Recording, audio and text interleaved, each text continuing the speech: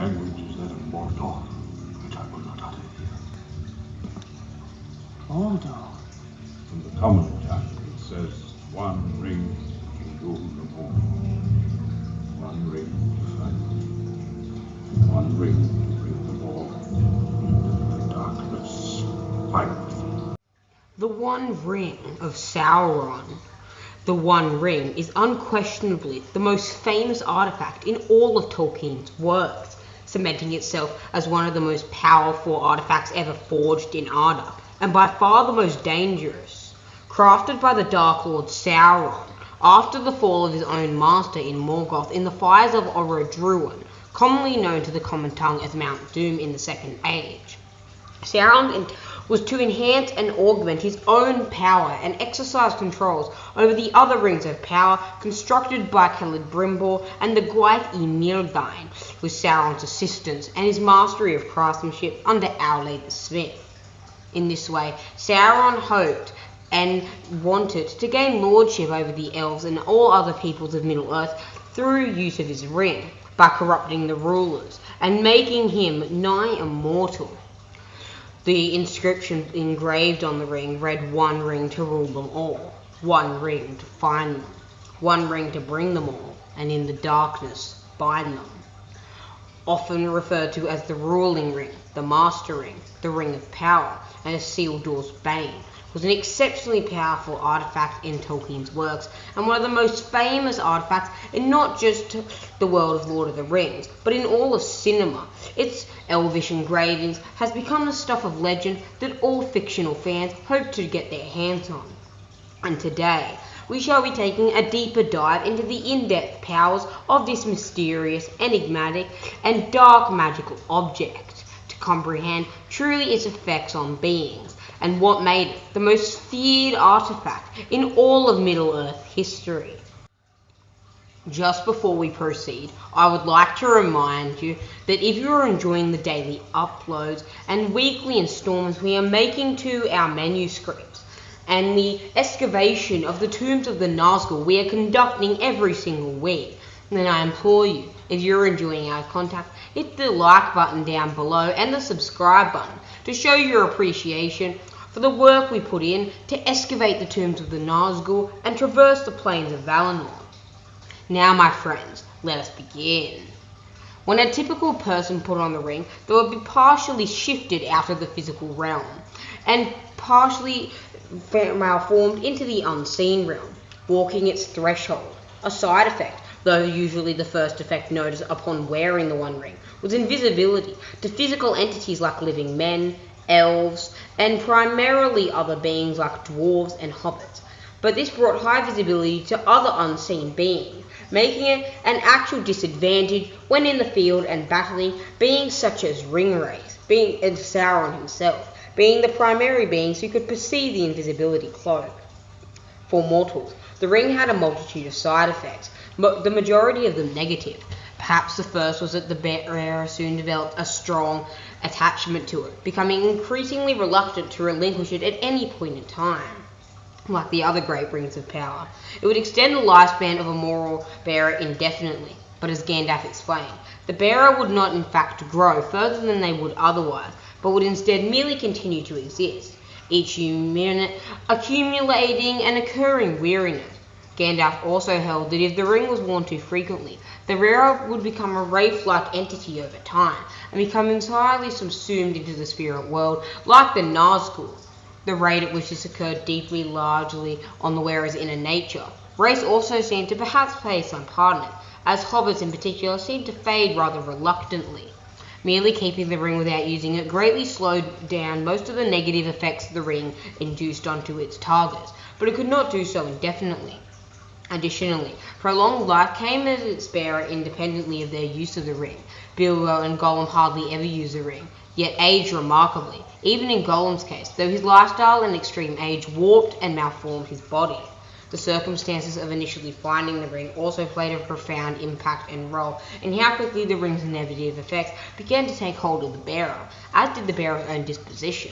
Gollum, for instance, obtained the ring by murdering his close friend, and such as the negative effect of the ring on his mind in particular manifested quickly. Bilbo, on the other hand, not only found and obtained the ring by chance, but when confronted with an opportunity to slay Gollum minutes after finding it, chose to spare him out of his pity for his wretchedness and what the ring had done to him over the 400 years he had had it. Due to this, Bilbo was ultimately able to give it up 60 years later of his own free will, which Gollum would have been wholly unable to do under any circumstance. One potentially positive effect was that the ring may have granted the wearer some understanding and comprehension of the speech of evil deities. While wearing it, Samwise Gamgee was able to understand the black speech of the orcs in Mordor, and Bilbo was able to understand the Mirkwood spiders. It also sharpened one's senses and made them attune to the natural world around them. The ring, being essentially an extension of Sauron himself and containing part of his Fëa, aka soul, was evil in its nature and was embedded with cruelty and power. It seemed to possess at least a limited will and consciousness of his own, and could call out subliminally to other people in an attempt to get them to pick it up, or possibly kill the current holder. After being severed from Sauron's hand, the ring was, as Gandalf put it, trying to get back to his master, and used all of its powers and influence to find its way back to the Dark Lord it served. It was also capable of changing in size, and could effortlessly slip off a finger where it had once been tied, with no obvious explanation as to why. Frodo Baggins was warned by Bilbo of this oddity, and kept it on a chain to make sure it never got lost, as if it did, the chances of Sauron acquiring it would have increased exponentially so close to Mordor. The ring's powers evolved throughout Frodo's journey, particularly on the last stage of the quest on the slopes of Doom, when Sam and Frodo entered Mordor and approached the fiery pits and cracks of Orodruin, inside the Samath Naor. The ring was so powerful that not even a bearer that intended it harm would be able to do so, as was the case with Frodo Baggins. Although the ring was crafted by Sauron and served as a remote vessel of his infinite essence and power, its loyalty for its maker was not absolute. Gandalf implies that if he or any other exceptionally powerful being, such as Saruman or Galadriel, were to take and utilize the ring to enhance and augment their own power enough to destroy Sauron, the ring would not lose its power, and instead consider its bearer its new master. However, the ring would retain its corruptive nature and twist whoever had destroyed Sauron to evil indefinitely. The ring's primary power was control over the other rings of power, including mastery over their powers, and domination of wills of the users. However, its effectiveness in this manner proved limited, as the wielders of the three never used them, while Sauron held the one, and the dwarves to whom the seven had been given to proved too tough and their natural resilience for Sauron's mental attacks and influence to take hold. By extension, the ring also conferred the power to dominate the wills of other beings, whether they were wearing wings or not. However, this was its least accessible power, since it granted the ability in proportion to the user's natural capacity. Perhaps most usefully, the ring was capable of augmenting the abilities and powers of whatever it was being held. Also, the wielder of the One Ring might not have possessed most of, if not all, powers of the ring. Only Sauron, or someone similar in power and experience with the ring, will be able to wield its full capabilities. Varying powers and abilities or effects of the ring are seen in the wielder depending on their power, skill, abilities, natural capacity, and situation. When Samwise Gamgee held the ring, he could hear far better and with more acute accuracy, while trying to sneak around Cirith Ungol to evade the orcs and to save Frodo. Frodo was able to gaze for miles around him while wearing it. In all cases, a mortal wearing the ring became invisible, except to anyone able to perceive the non-physical and corporeal world, with only a thin, shaky shadow discernible in sunlight. Whether immortals would be made invisible by its unknown, as the only immortal being who ever wore the ring was Tom Bombadil, over whom the ring had absolutely no power whatsoever due to the fact he was his own master.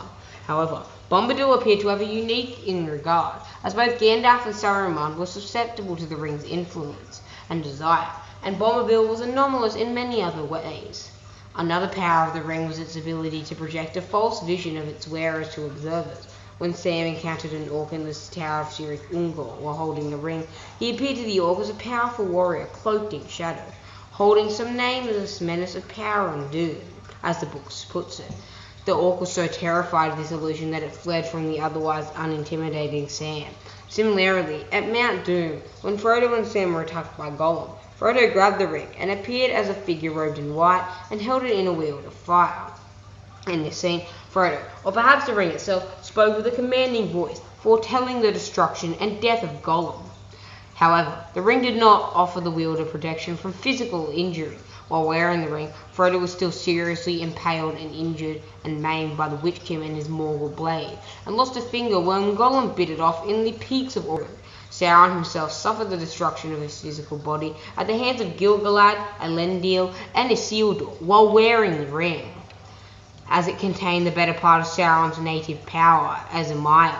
It seemed to exhibit a malevolent but limited form of sentience. While separated from Sauron, the ring would strive to return to him, both by impelling its bearer to yield to Sauron or his servants, or by abandoning its possessor at key moments. The ring had the ability to change and vary in size, as well as adapting to the fingers of varying beings, from Sauron's to Frodo's. It sometimes suddenly expanded to escape from its wielder. For example, it slipped off Gollum's finger when the time was right to it to be brought back to the world at large. Sauron was also capable of sensing the location of the ring if someone put it on for any extended period of time, even if this person was hundreds of miles away from him. To fully master all of the ring's abilities, a wielder of the ring would need an extremely disciplined and well-trained mind, a strong will, a high degree of spiritual development, even for those with the necessary perisquites. It would have taken time to master the ring's powers to the point at which they would all be strong enough to overthrow Sauron, and hypothetically bring peace and order. While this is a tantalizing prospect for some, in the end, the ring's inherent corruption and nature to the dark would twitch its bearer into another Dark Lord as evil and possibly even more powerful as Sauron was, or worse, regardless of their intentions at the outset. The result was apparently inevitable, no matter how well-intentioned the bearer. Even his fellow Maya like Gandalf feared to do so much as possess the ring, lest its power begin to take hold. Despite its immensely powerful qualities, neither the ring's innate ability nor its power over others was absolute. 3 times Sauron suffered military defeat with it in its possession, first by Tar Minastir in the Second Age 1700, and again by Ar-Pharazôn in Second Age 3262, when the Númenóreans' fleet so overawed his armies that they deserted him. He was defeated militarily once more at the end of the Second Age by the last alliance of elves and men, which culminated in his personal defeat at the hands of Gil-galad, Elendil, and Isildur. In total, the One Ring existed for 4,867 years, a true testament to its power and natural skill, and was held by 9 people in total, 5 of whom were hobbits. Sauron was by far the one to carry it for the most time, carrying it for 1,850 years, followed by Gollum and Bilbo Baggins, with Gollum carrying it for 478 years and Bilbo carrying it for 60, Frodo for 17, and Isildur for 2. Tom Bombadil briefly wore the ring temporarily on September 26, 3018, but was apparently unaffected by it. Of those who ever wore it, only Samwise Gamgee, Bilbo Baggins, Frodo Baggins, and Tom Bombadil gave it up willingly. Bearing the One Ring does not seem to be synonymous with merely touching or carrying it, since Gandalf refused to bear the ring but was still willing to handle it for a few seconds in Bag End, in order to ensure that he would, in the end, be able to discern whether it was actually the One Ring of Power. Frodo Baggins had the ring for 17 years and 6 months. Gandalf had it for a few seconds, Tom Bombadil for a few minutes, and then later the River Anduin, if you count that as an actual person, had it for 2,461 years. Well, my stewards of Middle-earth, Nazgul and emissaries of the darkness, I hope that you have enjoyed this video. I hope that you have enjoyed the content we have been uploading weekly, and I hope that you will strive for success by hitting the like button and the subscribe button. Goodbye, men of the West, emissaries of darkness, and Valar from Valinor, and I'll bid you farewell, and I'll see you in the plains of Anduin soon enough.